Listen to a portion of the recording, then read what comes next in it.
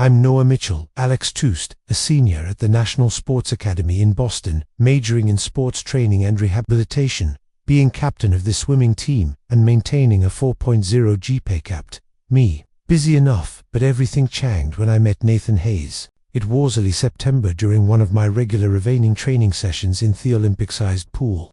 I had just finished my usual 2,000-meter workout when I noticed someone watching from Theblichur's eye. Pulled myself out of the pool. I go to better. Look at him, tall, athletic, with dark hair and striking green eyes. Can I help you? I asked, grabbing my towel, stood up, moving with the natural grace of a trained athlete. Actually, yes, I'm Nathan Hayes, sophomore year coach. Thompson said you might be willing to help me with my swimming technique. Now I remembered coach had mentioned a promising track athlete, how wanted to cross-train and swimming. What hadn't mentioned was how incredibly attractive this athlete was. Sure, I said, trying to maintain my professionalism. I'm Alex Mitchell. Coach mentioned your aspirant 400-meter hurdles. He nodded, looking slightly nervous. I've been swimming casually, but I need to improve my form. Coach thinks it could help with my overall conditioning. I couldn't help but notice how his track team t-shirt clung to his well-defined shoulder shave. You brought your swim gear. We could start now if you'd like. Really? His face lit up. Yeah, I've got my stuff in the locker room while Nathan changed. I tried to get my thoughts in order. As an open-league athlete at the academy, I'd learned netto be careful about my interactions with the male athletes. The sports world, even in 2024, wasn't always the most accepting place. When Nathan returned in his swim shorts, I had to force myself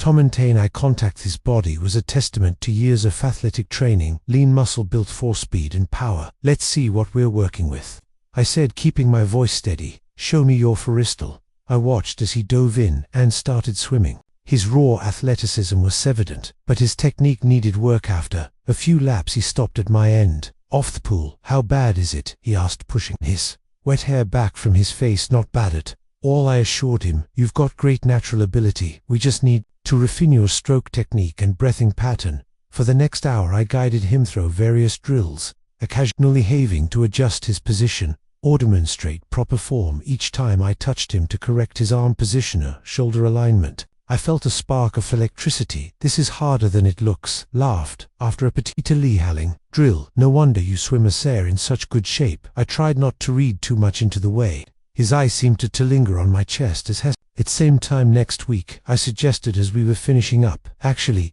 he hesitated. I was wondering if we could make this a regular thing, maybe 3 times a week. I'd really like to improve quickly. My heart shouldn't have jumped at the prospect of spending more time with him, but it did. Sure, I can do Monday, Wednesday and Friday evenings. Perfect. This smile was radiant. And hey, maybe someday you could come watch one of my track meets. Return the favor. There was a thing in his tone that made me wonder if he was flirting, but I quickly dismissed the thought. I'd like that. I said carefully. As I watched him head to the locker room, I tried to remind myself that he was probably straight, probably just being friendly, but something about Nathan Hayes made it hard to maintain mutual professional distance. Little did I know this was just the beginning of a story that would change both our lives over the next few weeks. Our thrice-weekly swimming sessions became the light of my days. Nathan was his athletic background making it easier for him to adapt to new techniques, but it wasn't just his swimming that was improving. Our relationship was evolving too.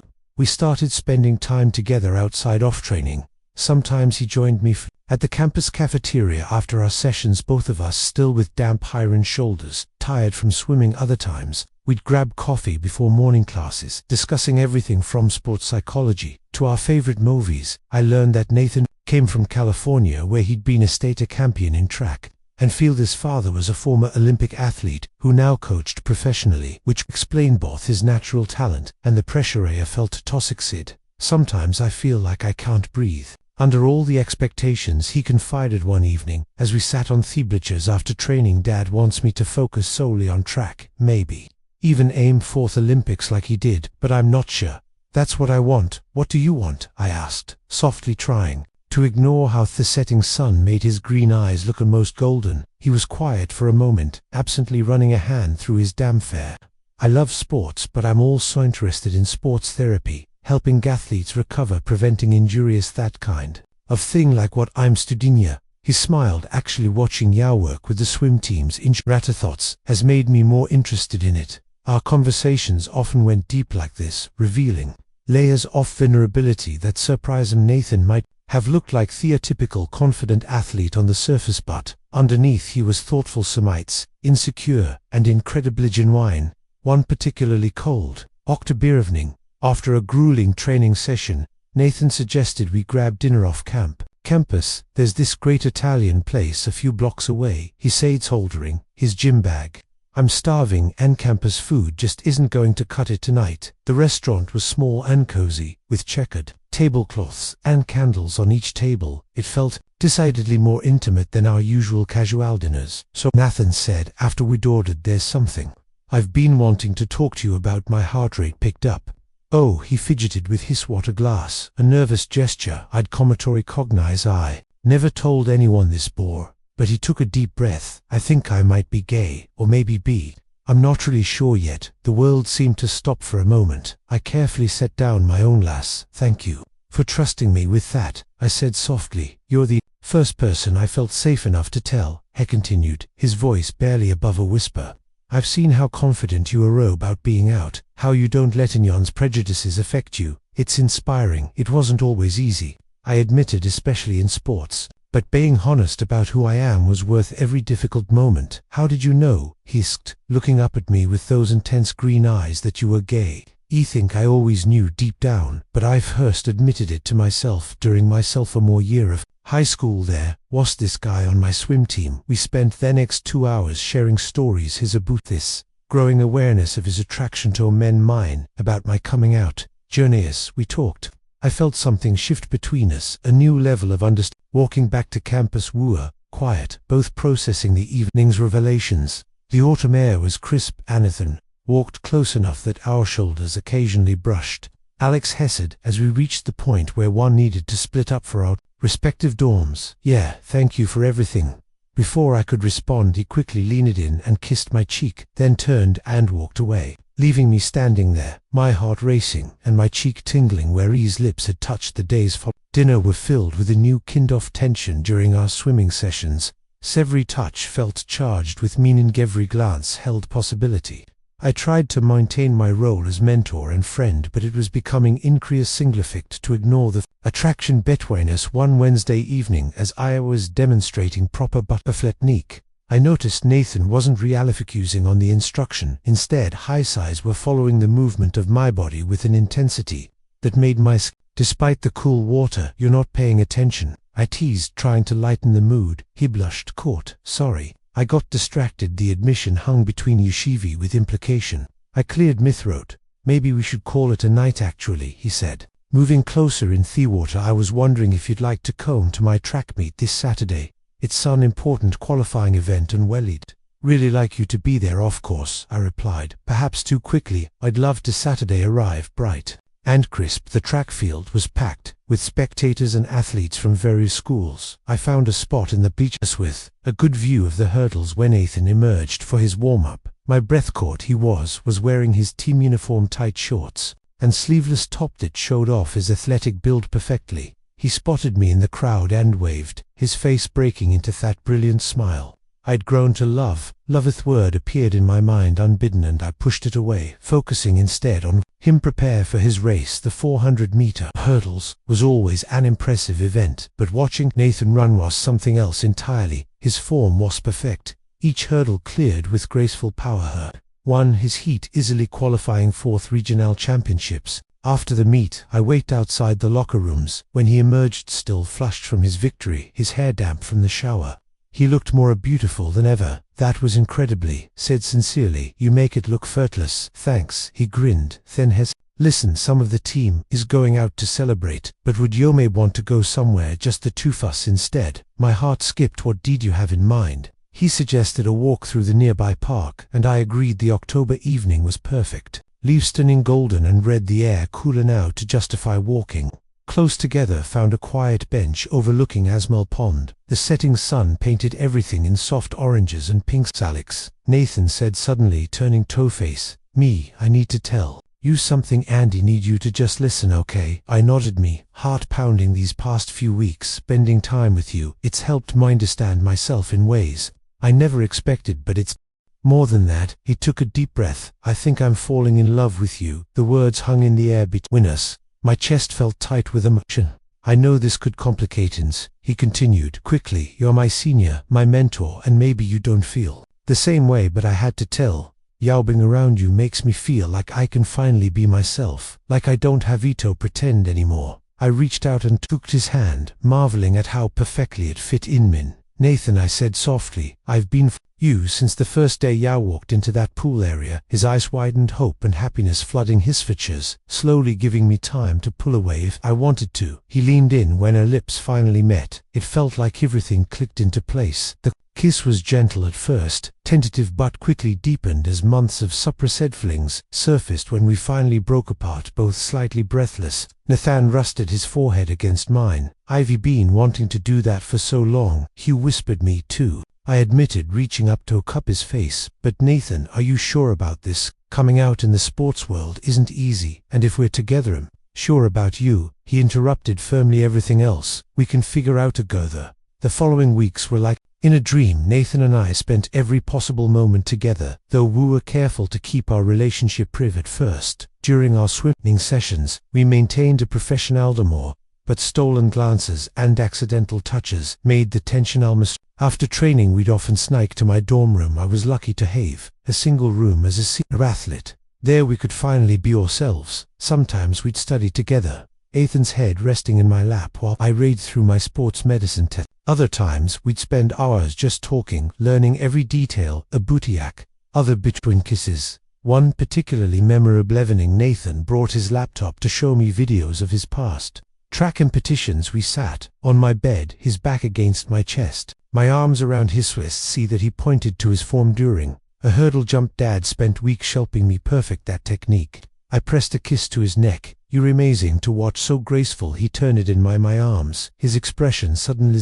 Alex, I've been thinking about telling my parents about us, about me. My heart skipped. Are you sure you're ready? No, he admitted, but I'm tired of hiding. When Dad calls, I want to tell him about me amazing boyfriend who's helping me become a better athlete. When Mom asks about my life here, I want to tell her about the man I'm falling in love with. He pulled him closer, overwhelmed by emotion. Whatever you decide, I'm here for you.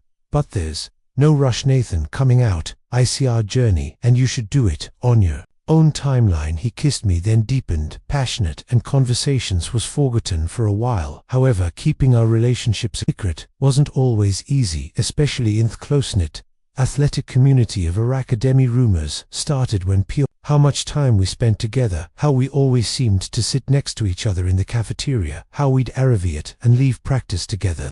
Situation came to a head during a joint training session between the swim team and track team. We were doing cross-training exercises, and I was helping Ethan with his form. During a particular my hands lingered too long on his shoulders and our eyes met with too much intimacy. Yo, Mitchell called out. Jason, one of my swim teammates, getting hands-on with your student there. Is several athletes snickered, and I saw Nathan tense up. I quickly stepped away, maintaining my professional demeanor.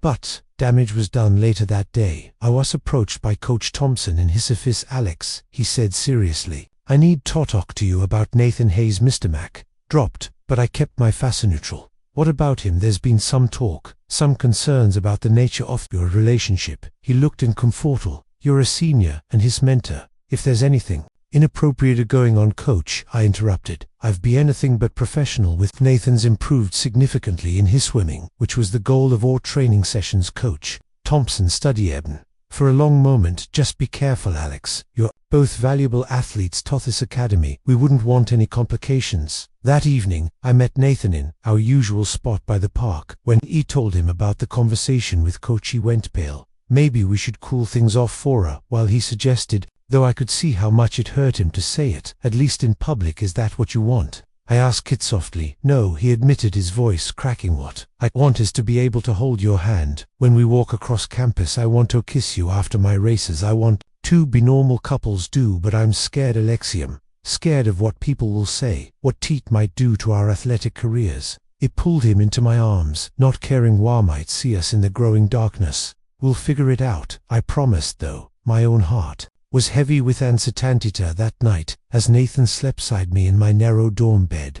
I watched the moonlight play across his peaceful face and wondered how sympathetic felt so right could be so complicated as winter approached. The began to mount. Nathan had qualified for a major national track competition, and his father was planning to visit the academy to help with his training. Meanwhile, I was dealing with my own stress as swim team captain, leading a team through important qualifying meets. One cold December morning, Nathan burst into my room, his face pale and hands shaking. My dad found out, he said, collapsing onto my bed. Someone sent him pictures of us together in the park. My blood ran cold. What did he say? He's coming here tomorrow instead of next week. Says, we need to have a serious discussion about my future in athletics. Nathan's voice broke. Alex, I'm not ready for this. I sat beside him, pulling him into my arms. You don't have to do this alone. I can be there with you. And no, he interrupted. He specifically he wants to meet me alone. He looked at me with tears in his eyes. What if he makes me leave the academy? What if he cuts off my funding? I held him tighter, wishing I could shield him from all of this. Whatever happens, we'll figure it out, I promise. The next day was torture. He couldn't focus during classes or practice, knowing Nathan was somewhere on campus, having that difficult conversation with his father. When my phone finally buzzed with a message from him, my heart nearly stopped. Meet me at indoor track, please. I rushed there, finding Nathan sitting alone in the dimly lit facility. His eyes were red, but wasn't crying. His father was nowhere to be seen. How did it go? I asked, softly sitting beside him. Nathan was quiet for a long moment. It was different than I expected. He was angry at first, not about me being gay, but about me hiding it, Sadie thought. I trusted him more than Thath.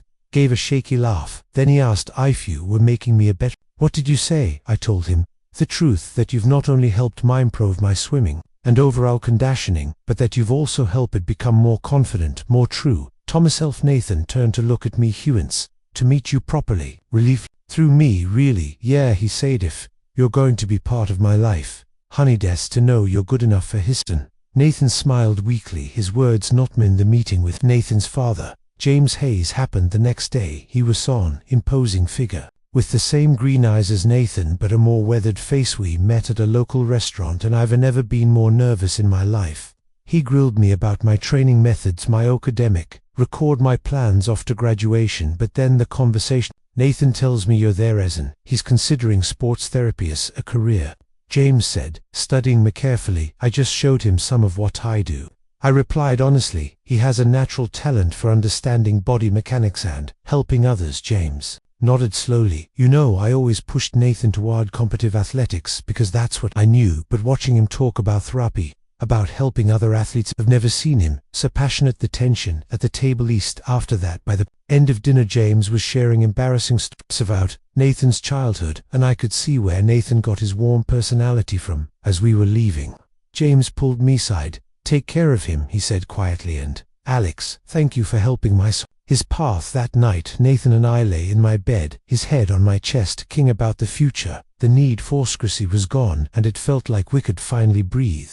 I love you, Nathan said, suddenly propping himself up to look at me. I know we haven't said it officially yet, but I do. I love you, Alex Mitchell. My heart felt like it might burst. I love you to Nathan Hayes. Spring's Mr. brought changes neither of us could have anticipated. After our relationship became public knowledge, something unexpected happened. Other athletes started coming to us for advice and support. We became somewhat hesitantly role models for LGBTQ+ athletes at the academy. One particular memorable moment came after a joint training session. A freshman from Thebes team approached us nervously. He said, shifting from foot to foot, he just wanted to say, seeing you guys being open about who you are, it's helped me accept myself. 2 more conversations like this followed. Nathan and I found ourselves creating an informal support group for LGBTQ+ athletes, meeting weekly in only of the study rooms. The athletic department, seeing the positive impact, officially recognized our group, and Providreza's coach, Thompson, who had once warned me about complications, became one of our strongest allies. He worked with other coaches to implement sensitivity training and discriminationness. As for our athletic careers, they flourished. Nathan broke the academic record in the 400-meter hurdles, and I led the swim team to nationals. A relationship far from being a distraction, seemed to fuel our success, pushed each other to better, supported each other through victories and defeats on March. Nathan came to watch me compete in my final swimming championship as a college athlete after I won gold in the 200-meter butterfly. He was waiting at the edge of the pool, without hesitation, pulled me into a kiss right there in front of everyone. The crowds cheered even louder. "Congratulations, Captain," he grinned. When we broke apart as graduation approached, we faced new decisions. I had been accepted into a prestigious sports therapy program in Chicago, and Nathan still had 2 years left at the academy. The prospect of long distance loomed over us. One evening, Aswa sat in our usual spot by the park pond. Nathan surprised me. "I applied for a summer internship at the rehabilitation cert in Chicago," he said casually. I turned to look at him. What I figured I could get some practical experience. "SIF sports therapy is really what I want to do," he smiled. "Plus, there's this guy I'm in love with who's going to be there." "Nathan," I started, "I don't want you to change your plans for me." "I'm not," he sighed firmly. "This is for me." To Dad agreed. "It's a great opportunity," and he took my hand. "Maybe we could look for an apartment together just for the summer at first." "But are you asking me to live with you eventually?" "Yeah, I mean, I'll still have to come back here for school, but Chicago's not that far. We could make it work." Looking at him in the fading sunlight, I saw our future stretching out before US weekends together, late night phone call, supporting each other's dreams while building our own. It wouldn't be easy, but nothing worth having ever is. "Yes," I said, pulling him close. "Let's make it work on graduation day." As I walked across this stage to receive my diploma, I saw Nathan in the crowd, sitting with my parents and his father. They were all cheering, a family brought together by love and Later that night at their graduation party, Nathan and I slow danced under the fairy lights strung across the gym. Other couples danced around us, some straight, some gay, no one batting an eye. "Remember when we first met?" Nathan murmured against my ear. "Did you ever think we'd end up here?" He thought about that evening by the pool, how nervous and careful we'd both be. "No," I admitted, "but I'm so glad we did." "Motu," he said, pulling back to look at Mayo. "No, Alex, you didn't just teach me how to swim better. You taught me how to be brave, how to be myself." "You taught Motu," I replied softly. "You taught me that love is worth any risk." As we danced under the twinkling lights, surrounded by friends and family who accepted us for who we were, I realized that our story wasn't just about two athletes falling in love. It was about courage, about being true to yourself, about creating change through example, and it was just the beginning.